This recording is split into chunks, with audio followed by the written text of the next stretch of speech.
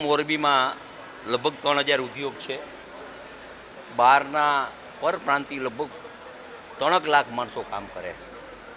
કોઈ ટ્રક લઈને આવતા હોય, કોઈ આ આવતા હોય, તો નો ડાઉટ સ્વીકારવું પડે કે બહારનાને થોડું ઘણું વ્યસન હોય, કારણ કે અહીંયા છૂટ હોય ને ગુજરાતમાં છૂટ નથી હોતી. એટલે ખટારા લઈને આવતા હોય ને કાંઈ આવતા હોય ને કાંઈ એવું હોય તો ક્યાંક કાંઈક નાની મોટી રણજર હોય, પણ એનો સામલો કરવો હોય તો અમારું જે પોલીસ ડિપાર્ટમેન્ટ છે અને અમારા જેવા સક્રિય હોય તો એનો સામલો થઈ શકે, એ 100% મને ખાતરી છે. હું સ્પષ્ટપણે માનું છું કે ભારતીય જનતા પાર્ટીની સરકાર ગમે તે જ્ઞાતિ ગમે તે પ્રાંતના અસામાજિક તત્વોને ચલાવી લેવા માગતી નથી. પૂર્વના વિસ્તારમાં ક્યારેક પરપ્રાંતીય હિન્દીભાષી લોકો આવા કાર્યમાં ઇન્વોલ્વ હોય એવું લાગી રહ્યું છે.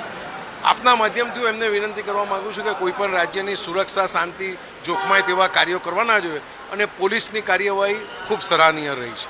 સરકાર છે, સરકારનો સીધો સ્લોગન છે સબકા સાથ સબકા વિકાસ સબકા પ્રયાસ સાથે ચાલનારી સરકાર છે.